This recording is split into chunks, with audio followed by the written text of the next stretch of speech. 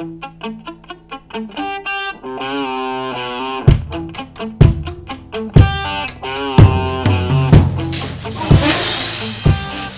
mesdames et messieurs, bienvenue dans le making of de West & Cooke. Je me présente, Stevie Lacotte, réalisateur de ce film. Pour l'idée du film, on se promenait avec Alexis et Christophe il y a 1 an. On a été voir au cinéma Planète Terreur de Robert Rodriguez. Donc c'est un des 2 films Grindhouse créé par Quentin Tarantino et Robert Rodriguez. Ils ont fait Boulevard de la Mort et Planète Terreur, c'est un diptyque, donc on s'est inspiré du concept. Et au lieu de faire un diptyque, on a fait une trilogie, donc réalisée par 3 réalisateurs différents. Christophe pour le premier, moi pour le second, et Alexis pour le 3e. Alors le concept, qu'est-ce que c'est? C'est 3 films dont le genre est complètement différent, mais qui sont liés par l'histoire, par le scénario. C'est-à-dire il y a quelques personnages qui sont communs, ainsi que des lieux, et la chronologie également est présente du début jusqu'à la fin. Ça commence par le film de Christophe et ça finit par le film d'Alexis. Moi je suis au milieu de tout ça. Et donc, pour revenir à mon film, le genre, donc c'est un film un peu prenant les codes du western et rendant hommage au film de mafia et de gangster, voilà. Donc pour réaliser le film, tout d'abord, un film sans acteur, c'est pas un film, donc j'ai eu besoin d'acteurs. Donc, attention.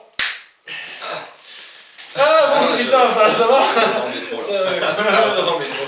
Donc voilà, Christophe, Bonjour. voilà, qui était l'acteur principal déjà de mon ancien film, qui était là. Voilà, ouais. Et qui est aussi l'acteur principal maintenant de mon nouveau film, qui est West & Cooke. Et action. Mon inspiration à Quentin Tarantino est plus que volontaire, on va dire. J'ai fait des clins d'œil à lui, mais plus que des clins d'œil de tous ses films, pratiquement même, oui, tous ses films, ainsi que d'autres réalisateurs. Je ne le fais qu'à lui, mais il y a des clins d'œil à Retour vers le futur, à Stanley Kubrick, à Robert Rodriguez aussi, vu que c'est le grand pote de Quentin Tarantino.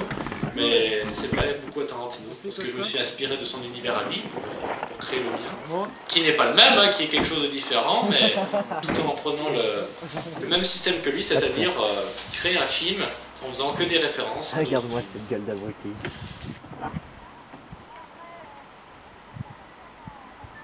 Impeccable. Voilà, t'en as fini pour aujourd'hui.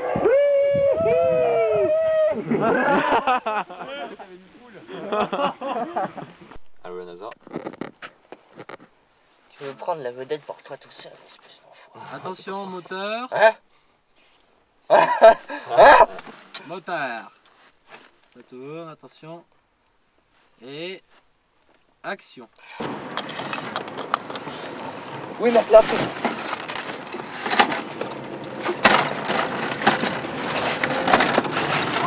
Oh cool. Cool, battez les trous. Le bateau prend l'eau. Continue. Ne jette pas le caillou dans la mer, sale vieille.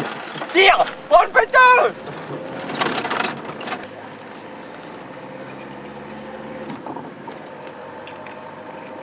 Eh, ça va toi là-dedans dans le coffre? Ça veut dire de pas prendre des travelots roumains. Travelot roumain quoi, qui se raconte. T'aurais pu le mettre ailleurs que dans le coffre. Attention, je me trompe d'époque, c'est mieux approprié ça. Bon, nous voici dans les décors du lieu de tournage de West & Cooke. Donc vous remarquez la planque de la famille Cabol. Venez avec moi, on va aller jusqu'au bureau. Donc voilà, on a tourné ici, dans cette costumerie. C'est la costumerie de la scène du golf. On l'avait un peu aménagé, vous voyez, pour faire le bureau de Joe Cabol qui est situé ici. Alors, il y a eu quelques... voilà. Donc, la planque de Joe Cabol. Tout cela pour dire que Alexis et Christophe, vu qu'ils sont tous les deux dans le même projet, eh ben, ils ont tourné et écrit, chacun d'eux, une scène dans mon film. Regardez. Tout à fait. D'ailleurs, tous les 3, on travaille tous sur chaque film. Chacun réalise une scène dans le film d'un autre. Moi, j'ai réalisé la scène de la rencontre entre les 2 frères. Voilà, je ne savais pas comment l'appeler. Et arrête ça. Bah ouais, c'est une scène qu'on a tournée d'ailleurs à Saint-Victor et à plusieurs endroits, donc c'était marrant. On a travaillé, on a fait des petits voyages, travel sometimes. C'était vraiment intéressant de travailler dans ce film et dans cette scène, de pouvoir donner libre cours à notre imagination sur ça, et en faisant un lien avec mon film. C'est un univers propre à moi, c'était d'ailleurs l'allemande, hein, Express, le producteur, qui était justement de voir un extract de tous les films qui soit vraiment personnel au réalisateur, que chaque réalisateur ait une scène qui lui ressemble. C'était vraiment ce que nous avons apporté, c'était un travail harassant mais concupiscent. Ça ne veut rien dire. Donc, côté réalisateur, je peux pas en dire long là-dessus. Ouais, j'ai réalisé une scène dans le film de Stevie, comme Christophe l'a réalisé une dans le sien.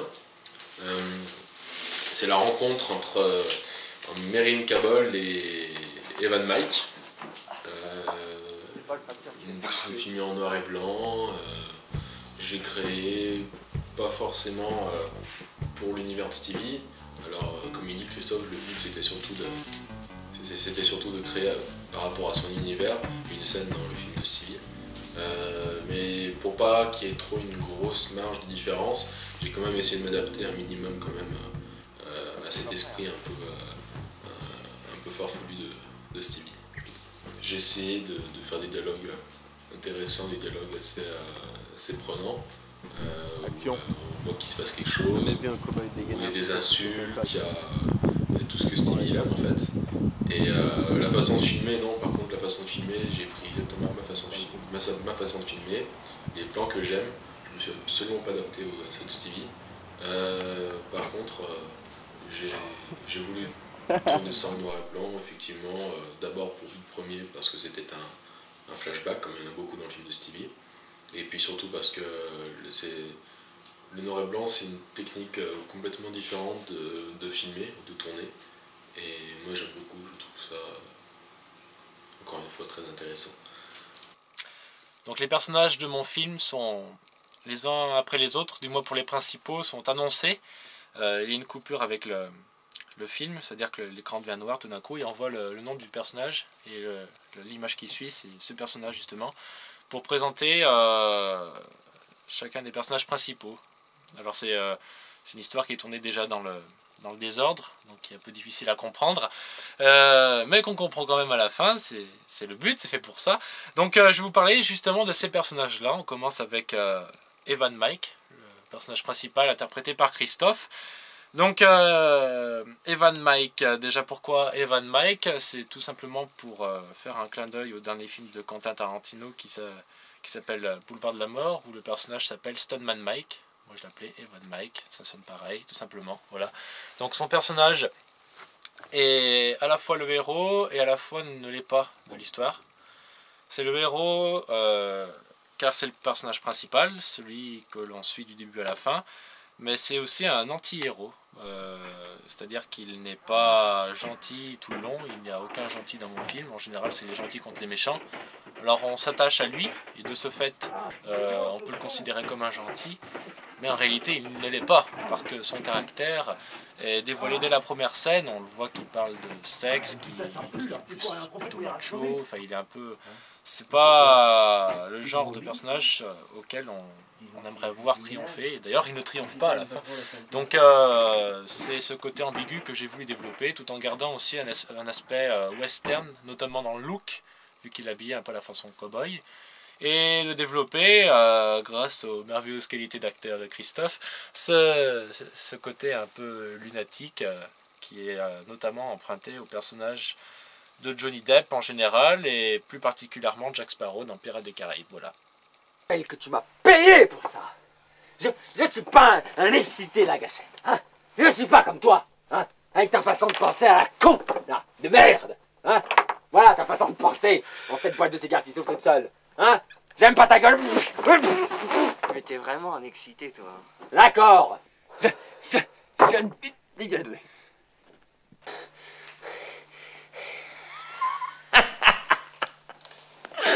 Bande d'enculés. Voilà. C'est pas moi. Cette personne qui est de dos, c'est pas moi. C'est un doubleur. Je n'ai pas pris le risque. de prendre des photos. Donc c'est une photomontage. Ce n'est absolument pas moi. C'est un rôle ouvert. Il y avait des limites et en même temps il n'y en avait pas. Donc ce que j'ai pu rajouter, je l'ai rajouté. Et sinon le reste, non, c'est pas de moi.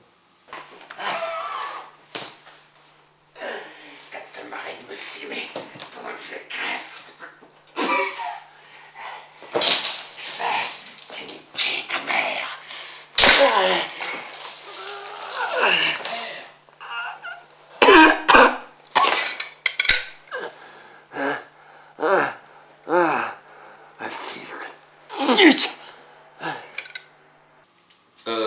Ouais, c'était marrant de commencer par faire le 2 alors qu'on n'avait pas fait le 1 et qu'on n'a aucune idée de ce qu'il va y avoir dans le 3. Je pense que c'est une espèce de découverte, travailler à tâtons à l'aveugle. Mais je pense que ça va nous mûrir et je pense que nous allons prendre du grade en sachant qu'on a commencé par Graal, je veux dire, on ne peut qu'aller mieux. Donc oui, c'était marrant de faire ça. Les deux autres personnages qui sont annoncés sont Bud et Bud. Donc ces personnages sont spéciaux. Ils ont été annoncés en même temps, les uns après les autres, parce qu'ils sont toujours ensemble. En fait, c'est un personnage divisé en deux. J'ai écrit ces deux personnages comme si c'était une seule personne. En fait, ils pensent pareil, ils agissent pareil. C'est comme deux sortes de robots. En fait, c'est les deux bras droits de José et Cabol. Alors pourquoi deux personnages au lieu d'un? Eh bien, je les ai écrits en pensant tout de suite aux acteurs, Loïc et Maxime. Je trouvais ça marrant de mettre un grand avec un petit déjà, ça fait un peu comme Laurel et Hardy. Et puis ils ont le physique de l'emploi pour aller avec ces personnages-là, surtout Loïc qui arrive à ne pas bouger pendant longtemps et qui a bien la tête pour, et Maxime avec son look un petit peu farfelu on va dire. Au début je voulais les appeler Bob et Bud, et durant le tournage, Georges, qui interprète Joe Cabol, s'est trompé dans les répliques et les a appelés Bud et Bud. Alors ça fait rire tout le monde et j'ai trouvé ça rigolo. Alors on a gardé cette idée de Bud et Bud, vu que les deux personnages sont pareils. Pourquoi ne pas les appeler pareil? Ça développe un peu un côté burlesque dedans, car il y a des scènes entre eux où les dialogues sont plus comiques dans un film qui a à prendre au 27e degré, mais qui à la base n'est pas forcément une comédie.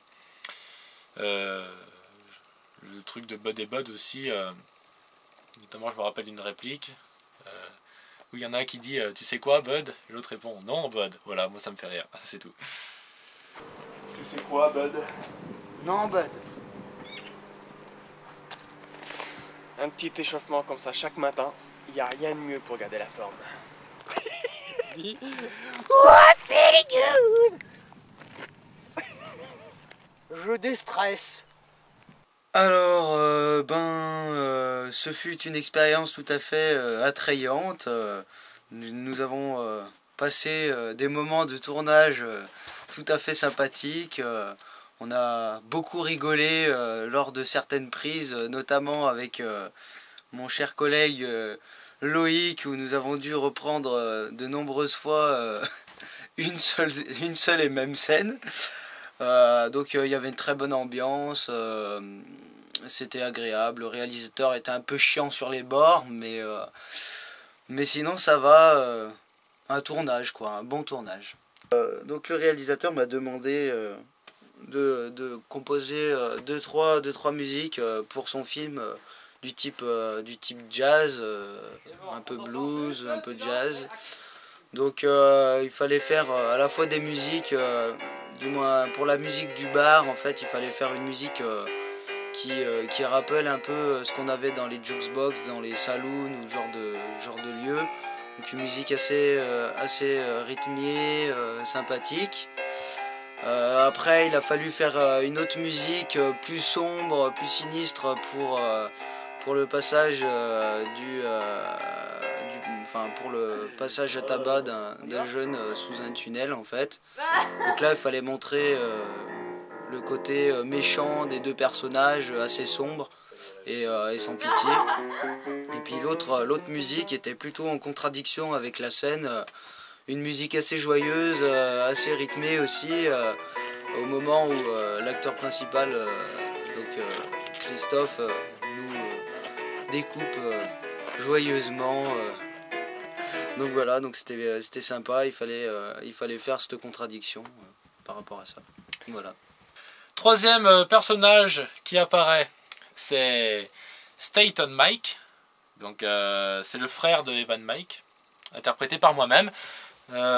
Donc c'est un personnage qui n'est pas de moi, c'est créé par Christophe, vu que c'est le personnage principal de son film. Donc moi je l'ai repris, je l'ai intégré à l'histoire pour faire un lien entre les deux scénarios.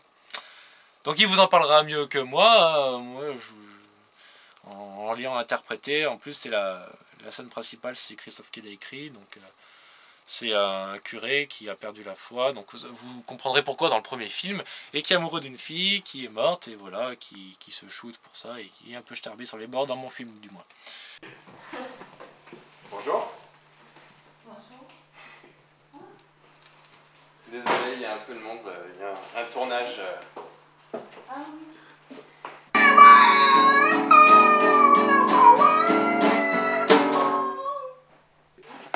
Un terroriste. Avec le décolleté de Salomé, t'es sûr que tu fais un carton. Non, mais à lui, tu dis c'est sympa, tu vois. Parce que cool. Non. C'est cool. Ensuite, qu'est-ce qu'il y a comme personnage? Il y a Joe Cabot. Alors Joe Cabot, c'est le méchant du film, on va dire, interprété par Georges Martin. Donc Joe Cabot, c'est très, on va dire, cliché, comme j'ai voulu écrire ce personnage. Déjà, le physique correspondait bien avec l'acteur, j'imaginais déjà en costard, donc là-dessus il n'y avait pas de souci, il avait bien la gueule d'un mafioso. Et le côté un peu parrain et tout, et c'est bien les clichés qu'on a des vieux films de mafieux. Et ça apportait une autre touche au film. Il y avait le côté country western, dans la façon de filmer, notamment quand Evan Mike tue Buddy Bud, et dans le look d'Evan Mike, et puis il y avait le côté plus mafieux dans le look de la famille Cabot. Donc ça apportait une petite touche gangster, et puis le personnage de Joe Cabot est également très drôle, enfin moi il me fait rire, autant par l'écriture que par son interprétation, donc voilà. Ouais. Il faudrait 1 litre de vodka, avec 1 litre de vodka je le ferais. 1 litre de whisky. Voilà, non, de vodka, là c'est un côté russe, tu vois, c'est un côté, oh je suis malheureux d'être amoureux, c'est ça en fait. C'est la Russie, il faut de la vodka. Parce que le whisky c'est pas pareil, c'est le Tennessee. Bonjour monsieur. La classe américaine, c'est pas la Russie, c'est pas Dostoïevski quoi. Tandis que là c'est Dostoïevski. Réalisateur. C'est pas avec 1 litre de vodka que tu vas arriver à faire quelque chose de romantique. Hein. Ah si, alors là tu te gourdes. Ça sent l'inexpérience de la jeunesse, ça. Tiens. Vous savez l'eau. Une lampe toute moche. Moi je te le dis, avec 1 litre de vodka je te le fais. Et un flingue. Oh, fais voir la caméra, toi. Fais voir la caméra, elle coupe pas. Le réalisateur. Ah merde, j'ai réglé la focale. Oh. Bonjour. Pourquoi ça? Parce que j'ai besoin d'Afrique. Je veux le dire. Reflin. Ensuite, sinon. Ah voilà, c'est bon, c'est mort. Hein. Ensuite, dans la famille Cabot, je demande le fils, Mérine Cabot. Alors Mérine Cabot, c'est une petite teigne, l'acteur qui le joue, Paul Baffier, est petit. Alors déjà, ça donne un aspect au personnage qui est un peu hargneux, on va dire, comme le petit Bud, on va dire. Tous les personnages qui sont petits sont un peu comme ça. Donc c'est le fils à papa de Joe, il se repose sur lui, et il est un peu starbé dans sa tête, parce qu'il tue comme ça, par plaisir, et il se soucie plus de sa moquette qu'il a posée, plutôt qu'un mec qui est en train de crever et de vomir devant lui. Ça le fait plus rire qu'autre chose. Pour lui, c'est une sorte de loisir, il fait ça quotidiennement, donc c'est le psychopathe du film, qui me fait aussi beaucoup rire. Il y en a beaucoup qui me font rire. En fait, j'écris ce qui me fait rire, moi c'est tout. Voilà. Alors, Cabot, c'est le fils à papa de la mafia. Il est très éloigné de moi, quoique on sait jamais. Qu'est-ce que je peux dire d'autre? Il a l'air un peu psychopathique d'après ce que m'a dit le réalisateur. Mais bon, il n'est pas là aujourd'hui, alors je peux pas lui demander. J'aurais bien aimé une double interview, quelque chose, on aurait été ensemble, on aurait fait les vieux potes, alors qu'on se déteste en plus dans la vie. On est tout le temps en train de s'engueuler et tout, mais enfin bon, bref. Et toujours est-il que le tournage a été quand même assez fastidieux et épuisant, parce qu'on a tourné comme ça pendant 2 semaines à toute allure, même si c'est pas vrai ce que je suis en train de raconter, mais on a tourné 2 semaines comme ça à peu près 18 heures par jour. Donc vous vous rendez compte, on dormait 5-6 heures, on prenait une douche et paf, on était reparti. Tout le monde tournait au whisky et à la coke, d'où le titre du film, West and Coke. Parce qu'on disait West, on n'avait même plus assez de force pour dire whisky, on disait West. Donc voilà. Et vous avez une autre question? Ouais. Vraiment, c'est... Par exemple, je me rappelle d'une scène où on transporte un cadavre dans une cave. Bon, bah là... si vous voulez, psychologiquement, c'est très rude, quoi. Parce qu'on est en plein dans le truc, on se dit, merde, qu'est-ce que je suis en train de faire? Je transporte un cadavre dans ma cave. Et je suis un repris de justice en fuite. Et je viens de braquer des banques. Alors on se dit, la merde, c'est terrible. Et donc psychologiquement, j'ai pas dormi pendant des nuits, je faisais des insomnies effrayantes. Je fumais 5 paquets de gitane, fumais-tu, voilà. Donc c'était terrible. Ah oui, cette fameuse scène-là. Bah oui, encore une fois, c'est une question de psychologie, vous savez. Il faut rentrer dans l'intime profondeur du personnage pour faire une scène comme ça où on lance un chapeau. C'est quelque chose de... Il faut être vraiment prisonnier de son personnage, quoi. Pour pouvoir trouver le geste. Vous voyez, que le geste soit l'instant unique du geste et le geste lui-même. C'était bien, hein. Tu vois, tu vois. Vous comprenez, il faut trouver le... Comme ça. C'est ça qui est dur, en fait, surtout. Vraiment.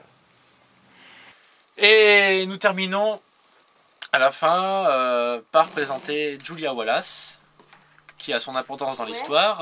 On la voit dans le film, mais on ne comprend pas son lien direct avec le reste de l'histoire, puisque on la voit juste draguer, entre guillemets, Evan Mike, et on comprend à la fin qu'elle est une mèche avec la famille Cabol. Voilà, salope, désolé pour Salomé, hein, je parle juste du personnage. Donc oui, parce qu'il est interprété par Salomé Colombet. Donc Julia Wallace, qui est le seul personnage principal féminin de l'histoire, et qui a son importance justement pour servir de coup de théâtre à la fin, et de finir en beauté. Donc je me suis notamment inspiré de quelques filles de Boulevard de la Mort et d'autres aspects des films de Tarantino pour l'écrire, et puis voilà, c'était bien marrant. Un mot pour la fin? Eh bien, un mot pour la fin. À bientôt. See you again on the screen. Qu'est-ce que je peux dire? On se verra dans les bonus du 1. Même si vous regardez les bonus dans l'ordre des DVD, vous n'allez rien comprendre. C'est pas grave. Au revoir l'ami. Juste pour finir, un petit mot pour la fin. Un petit mot pour la fin? Non. Non, je sais pas. Allez, parlons d'actualité. Un grand film, Batman. Why so serious? Je cherche. Merci beaucoup, un petit mot pour la fin? J'ai hâte que le prochain tournage commence.